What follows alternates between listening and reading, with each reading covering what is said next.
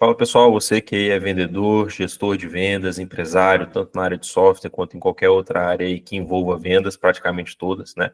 E tem dificuldade com alguns pontos que a gente vai falar hoje aqui nesse vídeo, tanto prospecção, estruturação de vendas, vendas B2C, vendas B2B, suporte para o seu cliente. Esse é o vídeo ideal para você e eu te convido a ficar até o final, que a gente vai trazer 7 pontos específicos hoje. E o sétimo ponto é um dos principais, porque ele fala principalmente direto desse relacionamento de manutenção do cliente. Estou aqui, Mário, e estou junto com o Renato hoje, para a gente poder bater um papo. Falei, Renato, tudo bem? E aí, pessoal, tudo bem? Renato Galo aqui. Vai ser um tema bem legal, né, Mário? A gente vai poder falar bastante sobre a prospecção nesse primeiro tópico, né, que eu acho muito bacana. Começando realmente por onde devemos, né, pelo começo, que é o Exatamente. primeiro contato com o cliente. Muito Isso. bacana aí, vamos seguir que com certeza tem muita coisa boa para apresentar. Show. Quando a gente começa a falar de prospecção, o que eu acho legal é que é exatamente o que você falou, né? A porta de entrada do cliente para a empresa. Né? Então a gente sabe que isso é o calo de todo mundo. Nós mesmos estávamos conversando ontem o quão desafiador é a prospecção, né? E aí a gente já começa com alguns dados aqui, Renato, que eu acho que é interessante compartilhar com o pessoal, que a taxa média, tá, de prospecção fria B2B gira em torno de 1,5% a 3%. Óbvio que aqui é uma média, tá, pessoal? A gente não está considerando lead extremamente qualificado, que hoje no mercado é um desafio muito grande, né?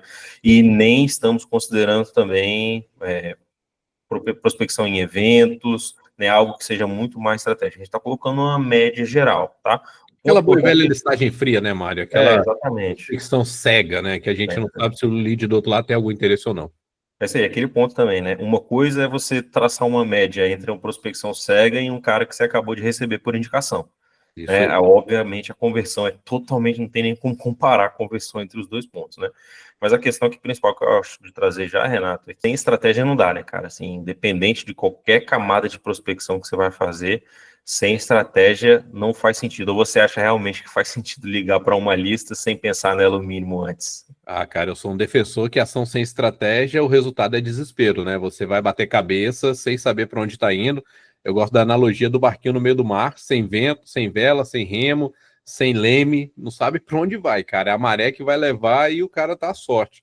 Então, eu sou totalmente oposto. Eu sou aí da parte que tem que ter estratégia sim, tem que fazer sentido, até pelo próprio CP, né? O perfil ideal do cliente ali que você quer falar, porque você vai pegar uma listagem e tem lá, sei lá, vou dar um exemplo aqui bem claro aqui, vamos pegar um pouquinho no mercado aí de vendas B2B, um fornecedor de alimentos. Vamos pegar esse cenário. Qual que é o cliente desse cara? Oficina mecânica é cliente desse cara? Não é. O cara que presta serviço para ar-condicionado é o cliente desse cara? Não é. Então, se ele pegar uma listagem que não for qualificada neste nível do perfil ideal de cliente, ele vai fazer isso aí que você falou, é muita ligação sem estratégia, Sim, vai fazer 1000 ligações, 0 agendas. Por quê? Porque não faz sentido. perfeito. Concordo 100% contigo e acredito que um ponto outro importante também para a gente falar de prospecção é quanto mais canais, melhor. Né? Quanto mais formas diferentes, melhor. É óbvio que assim, uma empresa que está começando, ou até algumas empresas que já estão há um tempo no mercado, fica inviável do cara estar em todos os eventos, ter todas as listas, ter a maior qualificação possível e ter um time só de qualificação muito grande, né? Inclusive, time de qualificação é um ponto que a gente vai falar no próximo tópico. Top. Mas quanto mais fizermos, melhor, né? Eu acho que esse é um ponto muito importante. Cara, eu vejo muitos empresários, assim como nós dois também, enquanto empresários, né, já sofremos muito com isso, de ficar dependendo de uma única linha de entrada de leads. Ou seja, aquela indicação, que é a boa e velha tradicional, né, aquela do comodismo, né, se Uhum. acontecer de chegar o lead bingo, se não chegar, paciência, né, eu vendo mês que vem. E também aquela de buscar. E aí, através de várias ações, como você bem disse aí, da própria prospecção direta. Mas ficar dependente só de um, cara, depende de muitos fatores. Mesmo que você tenha um time de SDRs bem robustos para prospectar ligação, Mário, eu fico muito incomodado porque se acontecer algum problema, a listagem não estiver boa, deu um problema na torre de ligação naquela semana, naquele mês, as coisas não estão fluindo.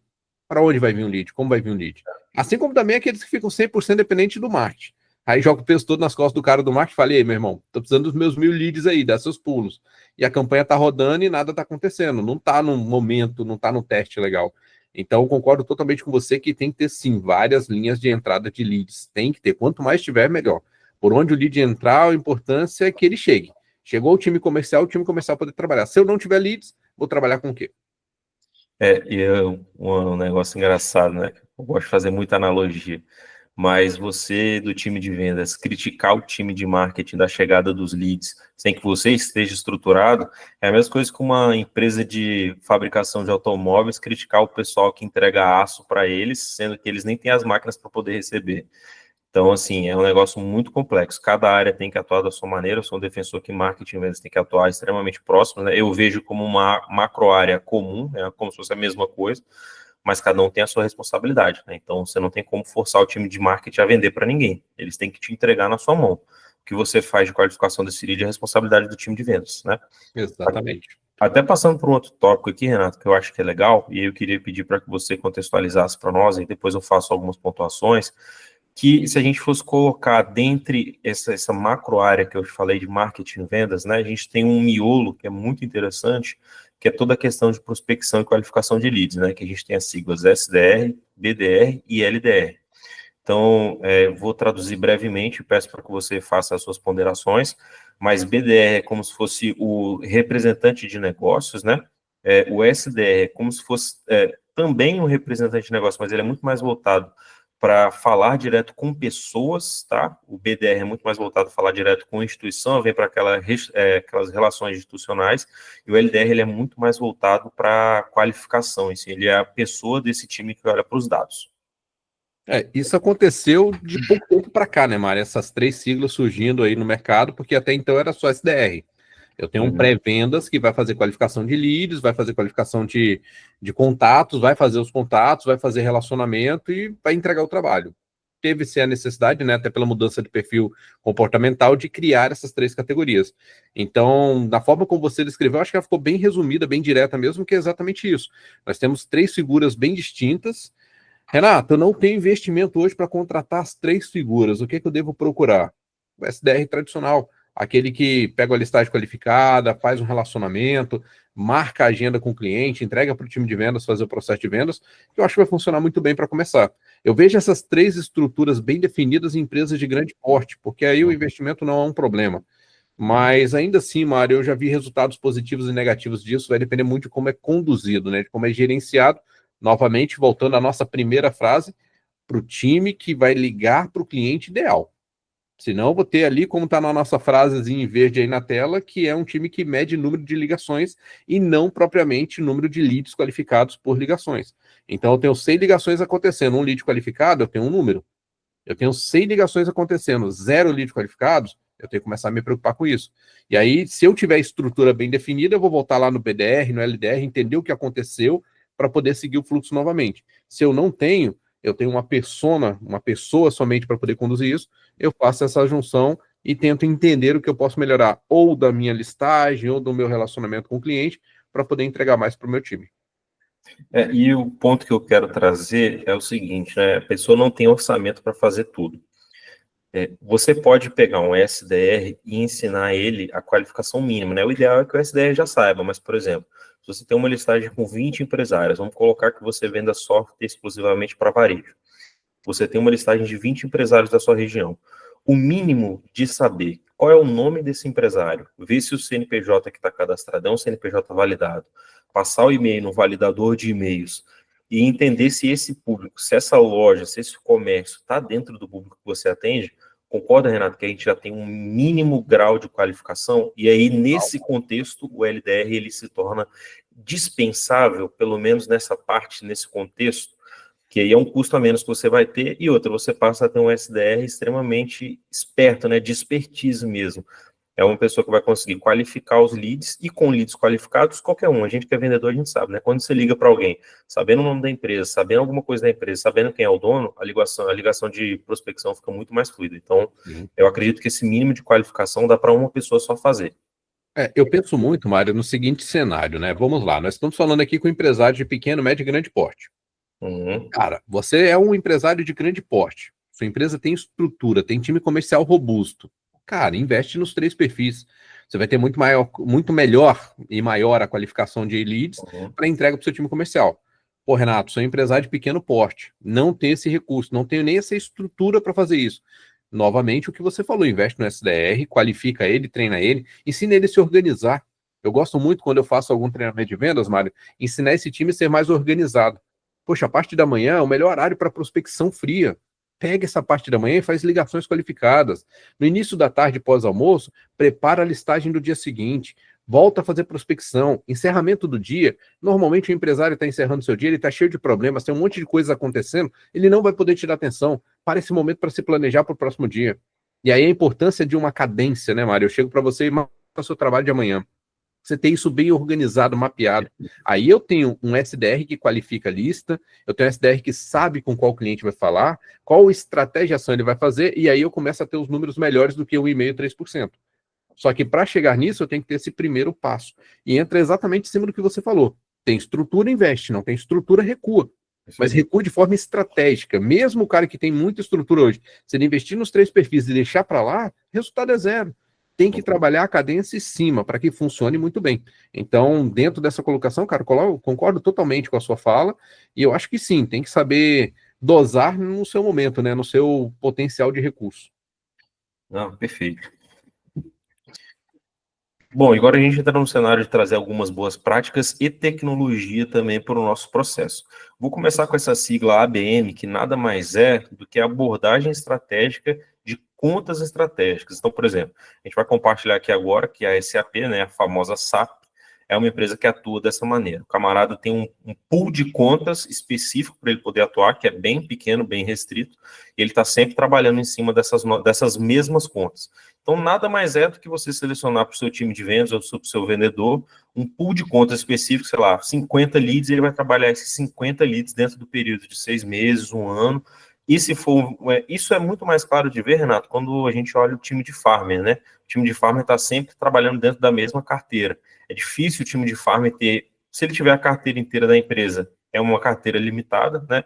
Mas normalmente se a gente fosse dividir entre duas, 3 pessoas do time de farming, eles estão sempre trabalhando dentro da mesma carteira, tentando rentabilizar a mesma carteira. Diferente do time de vendas que alguns têm a carteira própria e também tem prospecção ilimitada, tá? O ABM é muito mais para a gente simplificar, deixar com pouca quantidade de leads. Segmentação por ICP é algo que você já reforçou no começo, eu acho que é algo muito importante, né? Uso de social selling, cara, eu acho que é um ponto que a gente pode discutir até um pouco mais, que é algo que a gente tem feito não no formato de vender especificamente, mas nós dois a gente tem feito publicações de newsletter, né, constantemente aí. Inclusive a gente vai deixar o link do LinkedIn aqui ou na legenda do vídeo ou no primeiro comentário aqui abaixo para que vocês possam se conectar com a gente e também se inscrever nas nossas newsletters. E eventos digitais, até abro um parênteses aqui, cara, e queria que você compartilhasse também um pouco o contexto de eventos presenciais também. O digital é um pouco do que a gente já está fazendo, né? Acho que a gente, de uma forma ou de outra, a gente acaba que está prospectando pessoas aqui, gravando esse vídeo, assim como todo mundo faz também, mas workshops, acho que palestras, a gente volta e meia tem feito também, eu acho que todos esses pontos são importantes. O que você pensa sobre isso? Eu gostaria até de passar um pouquinho por cada um deles também, Mário, assim como você, porque, cara, a ABM é uma estratégia, como você bem mesmo colocou, e eu achei muito interessante a sua fala, porque é basicamente isso, eu colocar o meu vendedor para... Eu vou usar uma analogia que eu gosto muito de pesca, para pescar sempre na mesma lagoa. Ele conhecer os pontos, ele conhecer exatamente cada área, onde ele deve ir, mesmo sem ter visão à noite, sem uma lanterna para ajudá-lo, ele vai saber onde ir, porque ele conhece bem a região como a palma da mão. Então, conhecer aquele perfil de cliente, aquela região de clientes, aquele segmento de cliente de forma muito estratégica, vai com certeza performar muito melhor. Vamos dar um exemplo, né? Nós dois já trabalhamos com vendas consultivas de alto valor. Cara, tem como você aprender sobre chão de fábrica, indústrias em gerais, gestão de pessoas e recursos, trabalhar construção civil, trabalhar gestão de distribuidora, TMS, YMS, WMS, entrar na zona ali do bom e velho RP, cada nuance de negócio, cada segmento alimentício, industrial mecânico, cara, não dá. Não dá. Você vai ser razoavelmente bom, mas não vai ser especialista. E aí, quando a gente pega as grandes empresas do mercado, como você bem mesmo falou, a SAP, pegar a TOTS também como um grande exemplo, ela segmenta o seu executiva de vendas para aquele único público, né, para aquele único nicho.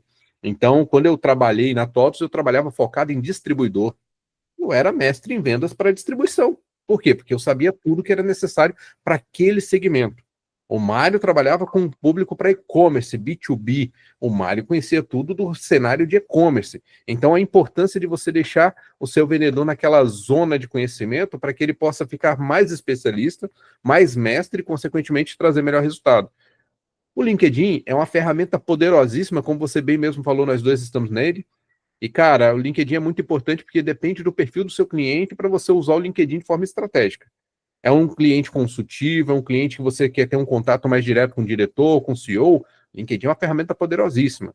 Ah, Renato, eu vou trabalhar o varejo tradicional. Talvez não seja o LinkedIn o seu público.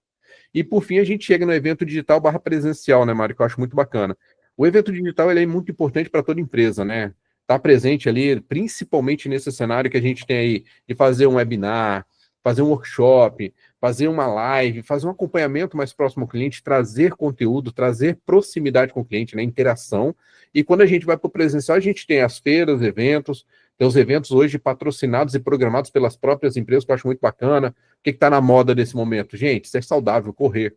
Todas as empresas que estão antenadas às tecnologias de modismo, né? Vamos usar essa palavra aqui, se ela existe ou não, mas poder justamente pegar essa onda e poder surfar nela, que é a onda de, poxa, vamos promover um evento de corrida, trazer a boa vivência de saúde, mais conhecimento da nossa marca, da nossa empresa.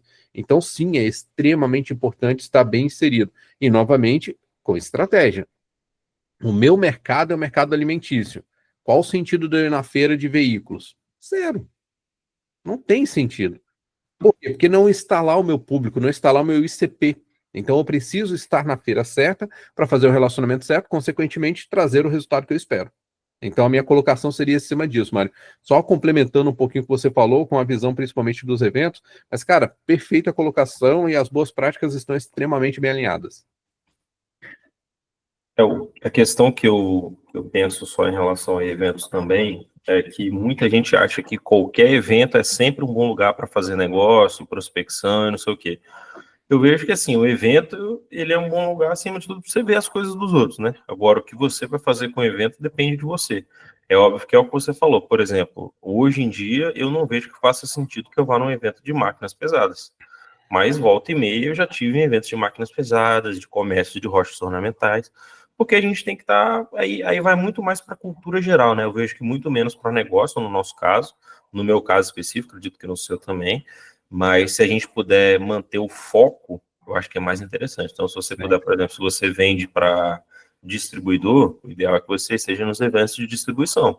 Você vai estar nos eventos de máquinas pesadas para quê? Né? Pode ser que tenha um fim de negócio, pode ser que sim, mas não é o foco para você ali.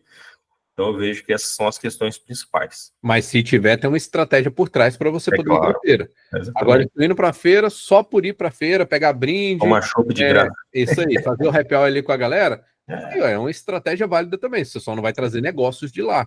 Agora, uma coisa que é importante, que tanto você quanto eu temos isso muito claro em nosso DNA, é sempre que tiver a oportunidade de fazer negócios. Não perder a oportunidade. Ontem mesmo estávamos em uma cafeteria tomando café. Percebendo o comportamento, vimos a gestora, a proprietária do negócio, do estabelecimento, né? E nada mais claro para a gente do que ir lá e fazer o quê? Prospectar, conversar com ela, trocar uma ideia, pegar um contato, fazer um relacionamento, porque pode virar negócio. Então a gente não perde essa oportunidade e eu acho que o melhor caminho de prospecção é esse. E até, Mário, trazer mais uma última boa prática aqui, que eu acho que não está aqui, mas eu acho importante falar. Vamos falar de vendedor, vendedora? Caraca, parem de depender de marketing, parem de depender de SDR para poder fazer o próprio resultado. Quanto vendedor, Mário, se você depender de alguém para poder colocar o resultado na sua mão para que você possa faturar, cara, você está fadado à sorte dos outros e não à sua. Então, faça também o seu trabalho. Tudo isso que a gente está falando vale para os vendedores. Os vendedores tomarem um pouco mais de ação, fazer um pouco mais de si e para si mesmo, né? Buscar uma parceria, buscar um relacionamento, buscar um contato, participar de uma feira, participar de um evento, para poder trazer mais leads, trazer mais contatos e, consequentemente, mais vendas. Vendedor vive de vendas, gente. Vendedor vive de comissão. Então, nada mais importante do que o vendedor levar isso muito a sério, porque às vezes pode parecer, Mário, que na nossa fala aqui, o vendedor, isso não é para mim. Ao contrário, é para você. Claro. Essa jornada acontece para que você faça o seu resultado. E se essa jornada não acontecer, você mesmo tem a rédea e o controle sobre isso. Perfeito. Maravilha. No contexto das tecnologias, a gente vai trazer algumas aqui, óbvio, é uma visão micro de mercado, a gente tem muito mais tecnologia por aí, tá? Mas a gente traz aqui duas que são muito mais voltadas à prospecção, o Sales Navigator também, mas é Apollo, é uma inteligência artificial Lucia também, ou seja, você consegue descobrir ali com eles dados importantes de decisores, e-mail, telefone, né? Não vou dizer que essas fontes são 100% confiáveis, porque é extremamente difícil. Muitas consomem de bancos de dados públicos aí, né, da Receita Federal, e, como todo empresário sabe, não necessariamente os dados que estão no ponto de abertura da sua empresa ali são os seus dados fidedignos, né? Muita coisa da própria contabilidade, algum e-mail às vezes que você nem acessa direito, o que eu acho que é errado, mas aí é a opinião de cada um. O Sales Navigator aqui, Renato, uma visão minha, que eu penso, é questão do investimento. Acho que é um alto investimento, tem que fazer sentido, né? Acho que o Sales Navigator hoje deve estar na casa de uns R$ 250 a mensalidade, talvez até um pouco mais. E aí eu acredito que se seu público não tiver no LinkedIn, nem vale a pena ter, né? Eu sei que muita gente tem que diferenciar também o LinkedIn Premium, né, do LinkedIn Sales Navigator, são coisas distintas. Mas o Premium, beleza, eu entendo ali, alguém quer ter visualização irrestrita de perfis, quer conhecer quem está visualizando o seu perfil, quer ter um alcance maior, que ele também propaga isso, mas é muito mais voltado para a vaidade, vamos dizer assim, né? Tem pouco efeito prático, mas muita gente adota, eu acho que está tudo bem, eu também já paguei o meu, mas eu vejo que o LinkedIn Sales Navigator, para prospecção, ele pode fazer muito sentido, porque ele te faz conectar direto com as pessoas, já te possibilita mandar mensagem direto, sem ter que conectar antes, né? Manda um e-mail ali para a pessoa. Dependendo de como for a estratégia, pode fazer sentido, tá? E o outro contexto que a gente traz também é tanto o HubSpot, que é um dos CRMs, né? Já vou adiantar minha opinião aqui, eu vejo que hoje, para quem estiver começando, o RD Station é melhor, para quem está começando, tá? E a Hamper é uma plataforma mais de prospecção mesmo, tá? Então eles têm algumas estratégias ali que eles apoiam a prospecção, beleza? Nesse contexto de tecnologia, Renato, o que você acha que dá para a gente trazer além de todos esses pontos aí?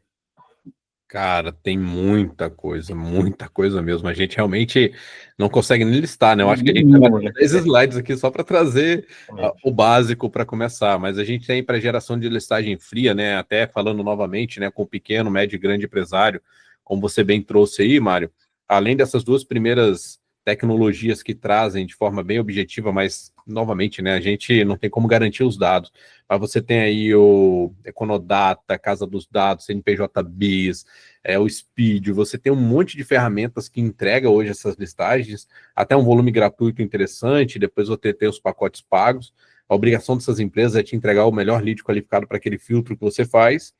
Lembrando que a prospecção fria volta lá àquela primeira taxa, né? Mesmo com essas listagens tão bem qualificadas. O LinkedIn, cara, principalmente no Sales Navigator, eu acho muito válido e importante quando é uma venda mais consultiva, porque eu vou conseguir realmente falar com o gerente, diretor de TI, a pessoa que eu quero alcançar. A venda mais transacional, mais varejo, de baixo valor, eu não acho que seria tão interessante. Seria, como você bem mesmo disse, uma vaidade, porque dificilmente você vai encontrar. Vou pegar um cenário aí bem claro para a gente, né, que é o cenário de pequeno varejo. É uma venda B2B, é para empresários de pequeno porte, que faturam até 4,8 milhões, que estão dentro do Simples Nacional, de sua grande maioria. Dificilmente esse cara ou tem tempo, ou conhecimento, ou sente importância em estar no LinkedIn. A grande maioria das empresas que nós conhecemos não tem nada no LinkedIn, quando muito no Instagram. Então, talvez não faria muito sentido. Como você bem falou aí, eu também recomendo o RD como CRM de entrada, muito bom, muito completo, muito agradável. Tem vários outros também de mercados que a gente pode considerar, o Gira, a própria Speed também tem o próprio Trello, né, pode ser usado como CRM. tem vários outros aí que podem ser utilizados, né? Então, assim, em termos de tecnologia para poder fazer essa gestão da qualificação do lead, da prospecção, você tem como gerar listing, como acompanhar ela e como fazer o trabalho via funil para vendas. Então, tem várias outras ferramentas. Nós usamos, né, sempre aí, de forma bem genuína aí, que a gente gosta bastante da ferramenta, o RD Station. A gente tem um CRM próprio para prospecção, a gente tem um CRM próprio para o time de vendas, a gente consegue acompanhar bem os resultados, mas no final das contas, Mário, quando a gente entra principalmente nessa área do CRM, é mais do mesmo, a maioria faz mais do mesmo, porque o CRM é uma ferramenta criada para o gestor.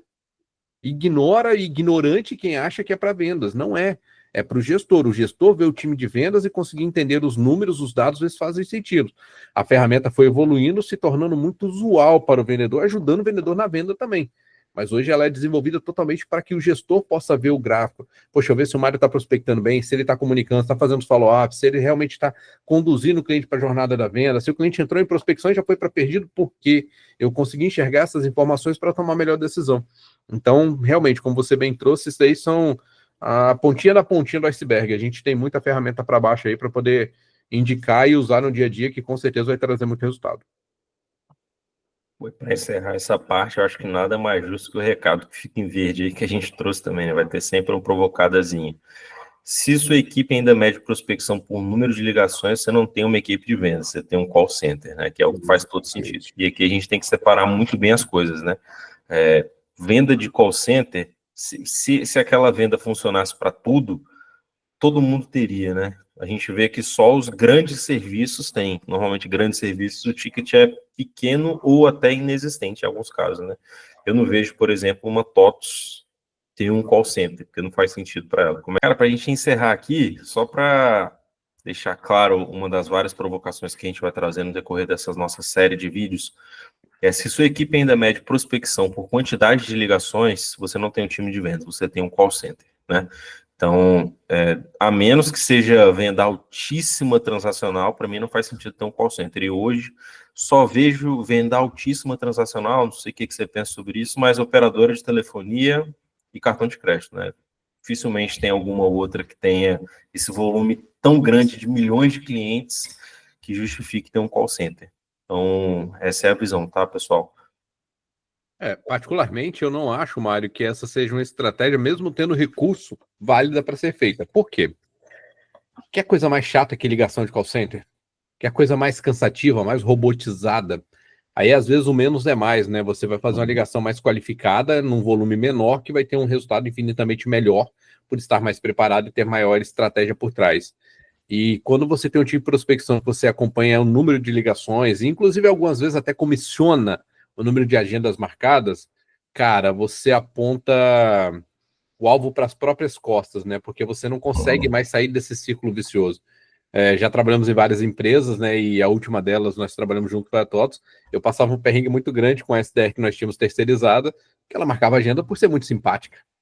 E eu me deslocava 180 quilômetros para chegar no cliente, o cliente falar, cara, eu só aceitei a agenda porque a menina foi muito simpática, ela insistiu muito. E eu não tinha o que fazer. Voltar para casa, né? Então, assim, eu acho que o número de ligações ele tem que ser acompanhado, sim, mas eu acho mais importante do que isso é acompanhar de perto a estratégia para se o número de ligações versus o número de agendamento está fazendo sentido para sua empresa ou não. Essa é a minha opinião. Imagina ter que voltar 360 quilômetros para casa, hein? Já fiz isso algumas vezes, não vou negar. Até aprender que ela marcava por ser simpática, eu fiz algumas viagens. Quem conhece um pouquinho do Espírito Santo vai saber que é de Vitória a Cachoeiro, não é perto. Para chegar lá, o cara olhar para minha cara e falar, cara, eu só aceitei essa reunião porque a menina foi muito simpática e ela insistiu muito. Mas ela tinha que ser, ela ganhava por agenda. Então, cada agenda marcada, sei lá, pingava 40, 50 reais no salário dela. E ela ia fazer isso sempre, né? E eu não, eu estava ali para venda. E aí, nesse cenário, chegava no cliente, tinha que fazer um PAP para poder tentar compensar, fazer uma ação estratégica lá de visitar algum parceiro pedir indicação, porque meu dia tinha sido totalmente perdido. E aí a gente pode tirar 2 pontos até a mais, já que a gente ia concluir o vídeo, mas um insight puxa o outro, né? Primeiro, se você está remunerando seu time de prospecção exclusivamente por agenda marcada, a gente tem um problema, né? Muito grave. Exatamente. Já tem um exemplo claro do que não fazer, né? Pode até ser feito, mas com outras estratégias concatenadas.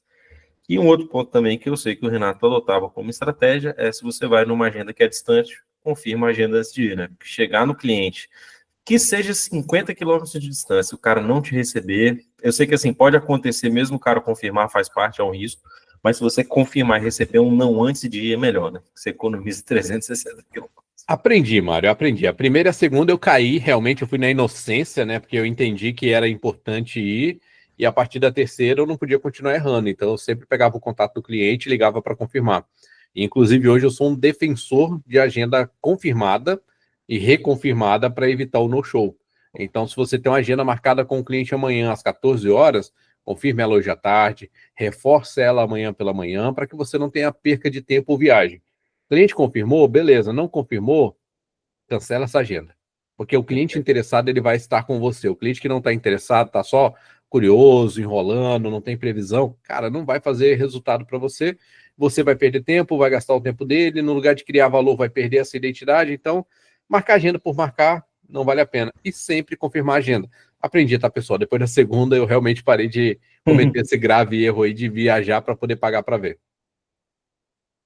Bom, acho que de prospecção que a gente tinha para trazer eram esses pontos. A gente prometeu no começo do vídeo, mas no decorrer aqui a gente preferiu mudar a estratégia. Nós vamos separar em 7 vídeos diferentes. E, por enquanto, a gente agradece todo mundo aí, pede para que vocês compartilhem esse vídeo com todo mundo que vocês conheçam de vendas. Deixe um comentário aqui que a gente vai buscar responder o máximo possível, né? Que você tem de consideração. E, final, Renato, antes da gente finalizar tudo... Trazer justamente essa mensagem, né, pessoal? A gente pensou que daria para encaixar aí 7 tópicos num vídeo, mas vai ficar extremamente extenso. E como são tópicos extremamente importantes, né, para conversar com vocês sobre vendas, melhor a gente dividir, fazer uma coisa mais agradável, mais leve, com um tempo mais curto para poder assistir. E, consequentemente, né, o que o Mário falou é muito importante. Curte aí, compartilha, indica para os amigos aí que a gente está aqui para poder trazer conteúdo de qualidade e ajudar no cenário de vendas todos os dias. É isso aí. E se você quer saber mais se o PAP ainda funciona, eu vou recomendar um outro vídeo aqui no final desse, pra você já linkar direto e continuar assistindo a sessão de vídeos aí. Por enquanto é isso, a gente se vê no próximo vídeo. Valeu, pessoal. Valeu, pessoal. É só continuar. Caraca, tinha esquecido de gravar.